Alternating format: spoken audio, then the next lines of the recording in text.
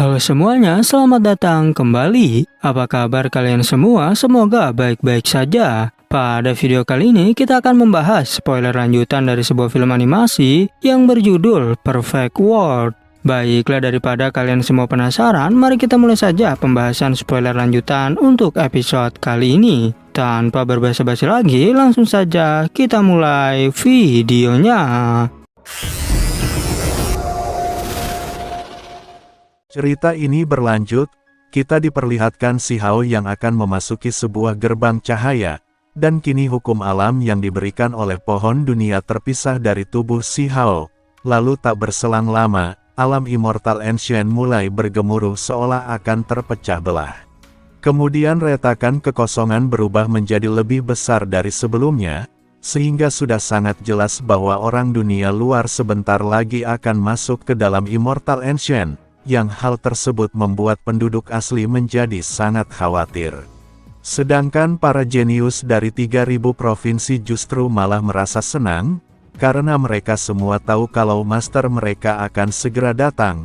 Namun sayangnya para master sekte mereka terlambat, sebab Si Hao telah berhasil memasuki gerbang cahaya tersebut. Tentu saja hal tersebut membuat peluang sang para jenius semakin bertambah kecil. Sementara itu orang aneh kuno mulai merasa cemas, karena kedatangan master sekte dari dunia luar menandakan adanya sebuah peristiwa berbahaya. Karena para master dunia luar juga membawa benda-benda yang menentang surga, dan pastinya beberapa dari mereka akan menargetkan orang dari alam Immortal Ancient. Bahkan Gu Jianyun saja menampilkan wajah penuh ketakutan saat melihat para master sekte dunia luar. Dan jika alam Immortal Ancient mengalami kekacauan, maka seorang raja kuno seperti dirinya pasti akan mengalami penderitaan. Ternyata 10 raja mahkota juga berpikiran sama seperti Gu Jianyun. Dia merasa bahwa sesuatu yang tidak baik mungkin akan terjadi di alam ini, namun tanpa diduga ekspresi dari pria berseruling mulai berubah. Semua itu karena gerbang cahaya belum sepenuhnya menghilang dan masih terbuka. Lalu tanpa berbasa-basi dirinya segera melesat menuju ke gerbang tersebut. Para praktisi yang melihat hal itu pun menjadi sangat terkejut. Mereka juga mengatakan bahwa kini pria berseruling telah mengikuti jejak Si Hao. Secara tiba-tiba tempat itu langsung meledak, setelah pria berseruling masuk ke gerbang cahaya, sehingga semua orang yang ada di sana menjadi semakin ketakutan. Tapi 10 raja mahkota bergegas mengambil tindakan. Ia melompat keluar dan tidak ada seorang pun yang bisa menghentikan dirinya.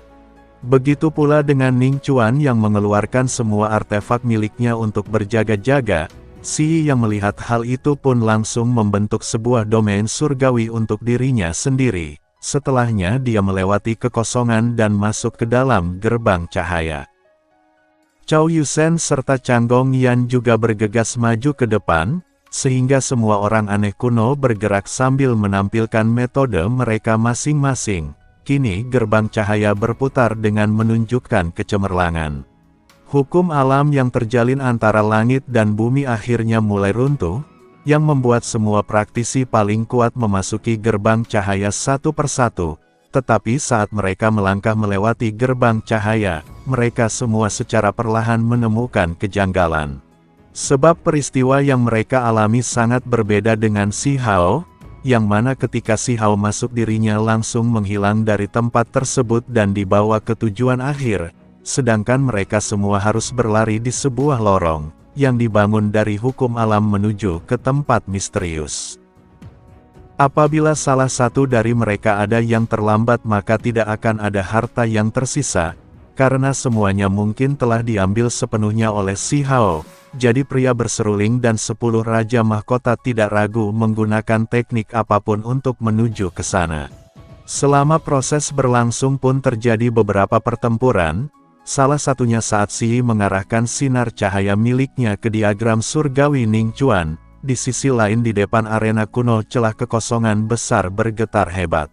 Membuat wajah penduduk asli menjadi tidak menyenangkan, sehingga mereka semua kembali ke klan masing-masing untuk menghadapi perubahan yang akan terjadi. Namun di saat yang bersamaan ada juga beberapa praktisi yang bergegas menuju dunia kecil, sebab mereka ingin melihat sosok seperti apa yang akan datang, dan banyak jenius dari 3.000 provinsi juga pergi menuju tempat itu.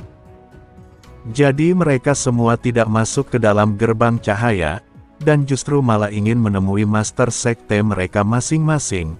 Para praktisi tersebut juga berpikir, daripada bertarung melawan si Hao, lebih baik menemukan master sekte mereka. Lalu setelahnya mereka semua akan memblokir gerbang cahaya itu, sedangkan di alam cahaya gelap suara petir mulai bergemuruh, yang mana ternyata tempat ini adalah salah satu dunia kecil di alam Immortal Ancient.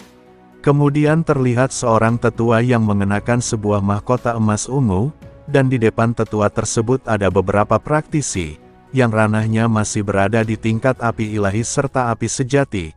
Mereka semua tentu sangat senang, ketika melihat master sektenya sebentar lagi akan berhasil memasuki dunia kecil itu. Tapi secara tiba-tiba tetua tersebut berteriak kesakitan, karena merasakan getaran hebat dalam jiwanya. Dia juga merasa darahnya menjadi dingin, saat bahaya mengelilingi seluruh tubuhnya, dan dirinya terus berjuang agar bisa keluar dari sana. Namun Immortal Ancient memiliki hukum aneh yang terjalin di dalam celah kekosongan besar, dan walaupun ada orang dari dunia luar yang mendukung tetua tersebut agar melintasi alam itu, tetapi masih juga belum cukup membuatnya memasuki alam Immortal Ancient. Sehingga wajah tetua itu seketika menjadi sangat pucat. Semua itu disebabkan oleh hukum alam tertinggi yang mengalir ke tubuhnya. Tak berselang lama terlihat roh primordialnya yang akan keluar. Dia pun ingin melarikan diri ke tempat peninggalan kuno abadi, tapi tak diduga cahaya celah kekosongan besar mulai berhamburan, jadi cahaya kekacauan utama terhempas dan menghancurkan roh primordialnya. Semua orang yang menyaksikan hal tersebut segera mundur ketakutan, namun mereka cukup beruntung karena telah berhasil melewati celah kekosongan itu, sementara sosok tetua tadi sepertinya tidak berhasil, sebab tingkat kultivasinya yang terlalu tinggi. Di dunia luar wilayah tak berpenghuni ledakan yang cukup besar sedang terjadi, beberapa praktisi berdiri di sana sambil menyaksikan tewasnya tetua tadi. Ranah para praktisi tersebut mulai dari ahli tertinggi sampai dewa surgawi. Mereka semua berpikir apakah bisa selamat dari celah kekosongan ini, sebab mereka telah menyaksikan sendiri kejadian mengerikan yang dialami sang tetua, sehingga mereka menyimpulkan bahwa seorang master sekte sangat sulit memasuki alam Immortal Ancient. Setelah berpikir cukup lama, para praktisi tersebut yakin pasti ada jalan lain untuk memasuki alam ini. Lalu dengan menggabungkan semua kekuatan yang mereka miliki, akhirnya mereka bisa mengirim seorang dewa surgawi memasuki alam Immortal Ancient. Namun secara tiba-tiba seseorang dari istana abadi meminta agar dewa surgawinya didahulukan, sebab sosok tetua itu sepertinya akan hancur karena sebuah kemurkaan, dan sangat jelas sekali kalau dirinya ingin segera membalas dendam kepada si Hao. Tetapi tak lama kemudian terdengar sebuah suara dari kereta Kaisar Dunia, dan ternyata dia juga ingin sekali memasuki alam Immortal Ancient, bahkan kebanyakan dari mereka yang ingin masuk ke sana mempunyai dendam pada si Hao. Sementara di gerbang cahaya, terlihat si Hao yang hanya berdiam diri, karena dirinya seolah bisa mendengar setiap keresahan dari seorang abadi sejati. Bahkan si Hao menyaksikan setiap perubahan yang ada di dalam Immortal Ancient. Dirinya juga melihat ratusan ribu adegan pertempuran, sehingga dalam kebingungan dia menatap ke arah langit yang menjadi berwarna merah, di mana seorang praktisi kuat datang dari dunia luar, dan merubah gunung serta sungai menjadi merah. Di kedalaman gerbang cahaya si Hao juga melihat adanya sebuah dinding dan beberapa ukiran, yang mana ukiran itu sama seperti peristiwa yang tadi si Hao saksikan. Dirinya berpikir, apakah ini adalah keberuntungan alami atau hanya sebuah lelucon belaka? Karena jika hal tersebut benar, maka semua yang si Hao lakukan tidak ada artinya sedikit pun, sebab dia tidak menemukan satu peluang pun dari setiap kejadian yang ia lihat. Karena kesal, si Hao langsung menghantam dinding batu itu menggunakan 3 helai energi abadi, sehingga membuat dinding batu tersebut retak dan terbuka, sehingga tanpa pikir panjang Si Hao segera masuk ke sana. Di sana Si Hao melihat sebuah tangga yang sedang disempurnakan dari bintang, namun dirinya bergegas menaiki tangga tersebut. Beberapa saat kemudian energi kekacauan mulai muncul di udara. Dan sepertinya tangga itu terhubung ke tempat yang lebih tinggi lagi, membuat Si Hao merasakan bahwa setiap langkahnya seperti melewati masa lalu dan masa sekarang. Ia juga melihat hamparan banyak bintang yang menghiasi tempat tersebut. Yang mana Si Hao menyadari bahwa kini dirinya telah mencapai puncak melalui tangga itu, namun seketika itu ia terkejut saat angin bertiup kencang, dan membuat beberapa bintang hancur berkeping-keping. Tapi ketika dirinya menaiki anak tangga pertama, Si Hao merasa seolah bergerak melalui lapisan surga. Kini Si Hao telah mencapai tangga ke-9, di atas sana tidak ada satupun yang abadi, hanya ada bukit-bukit besar. Namun setelah mengamati semuanya Si Hao menjadi sedikit terkejut. Dirinya bertanya-tanya, mengapa bentuk bukit-bukit yang ada di sini terlihat sangat aneh, dan mengapa bukit tersebut tampak terlihat seperti sebuah kuburan besar. Tetapi ia terus melangkah maju sampai akhirnya memasuki kedalaman dari bukit itu. Ternyata tempat yang Si Hao masuki adalah istana bawah tanah. Kemudian dirinya kembali berjalan hingga mencapai ujung dari istana tersebut. Di sana Si Hao melihat cahaya berwarna-warni yang sangat indah. Dirinya juga menyaksikan esensi spiritual yang melonjak naik dengan sangat dahsyat, sehingga ia yakin bahwa bukit-bukit besar ini adalah sebuah makam kuno yang agung. Peti mati batu giok tersebut bersinar dengan energi Dao abadi, bahkan ada beberapa peti mati yang terlihat transparan.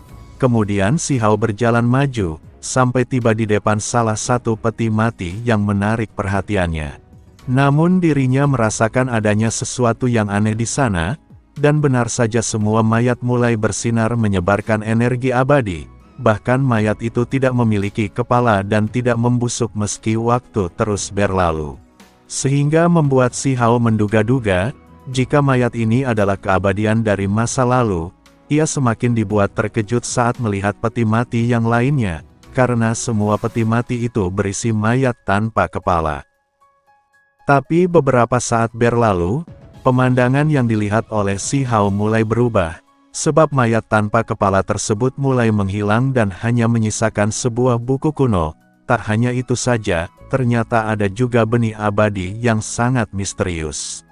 Dirinya pun segera memeriksa peti mati giok yang lain, dan memang semua mayatnya menghilang, hingga hanya menyisakan buku kuno serta benih abadi. Ia perlahan mengerti bahwa tempat ini adalah tempat di mana warisan Immortal Ancient berada. Bahkan Si Hao ingin melihat apa yang disebut metode di era hebat terkahir, karena dirinya mendengar kalau metode tersebut berbeda dengan dunia ini selama beberapa waktu. Alasan utamanya adalah sebab mereka berkultivasi hanya menggunakan benih abadi. Beberapa saat kemudian Si Hao mengeluarkan tubuh spiritual untuk menguji peti mati kuno, tetapi tubuh aslinya tetap dekat, agar mencegah hal yang tidak diinginkan terjadi. Namun tanpa diduga dirinya tak bisa membuka peti mati tersebut. Dan ia juga menyadari adanya perbedaan di antara peti mati itu, di mana sebuah peti mati yang ada di depannya memiliki jenis batu giok yang sangat langka. Kemudian dia mengingat sesuatu yang ada di dalam kapal hitam. Di sana Si Hao melihat adanya sebuah kuali batu, yang di dalamnya dipenuhi dengan potongan kepala. Dan mungkin semua itu milik ahli tertinggi atau milik seorang praktisi abadi. Jadi Si Hao berpikir, apakah mungkin semua ini berhubungan dengan mayat-mayat tanpa kepala? Tapi Si Hao sangat kecewa, karena banyak sekali warisan berharga, namun sayang dirinya tidak bisa mendapatkan satupun dari warisan tersebut. Sehingga Si Hao terus melangkah maju, sampai menemukan sebuah altar besar yang membentang. Ketika dia melihat lebih dekat, altar tersebut memiliki semua jenis diagram yang diukir di atasnya, dan ukiran itu berisi makhluk hingga domain berbintang. Sangat jelas bahwa diagram ini sangatlah kuno yang melintasi waktu tak berujung. Lantas Si Hao terbang ke udara sampai mencapai puncaknya. Di sana dirinya menyaksikan sebuah kotak ditasbihkan di atas altar. Ia tak membuang kesempatan dan langsung mengambil kotak itu, lalu Si Hao segera membuka kotak giok tersebut. Namun ketika dirinya mengerahkan kekuatannya, kotak itu bersinar dan memunculkan sebuah ukiran yang tidak jelas. Kemudian secara tiba-tiba terdengar suara yang mengatakan, "Jika kau ingin membawa kotak ini, maka dirimu harus memiliki kualifikasi yang cukup." Si Hao bergumam, "Diriku sudah berusaha keras untuk sampai ke sini tapi harus melewati ujian lainnya." Dan pada akhirnya spoiler untuk episode 197 pun bersambung. Oke, cukup sekian, terima kasih untuk video kali ini, dan sampai jumpa di video berikutnya.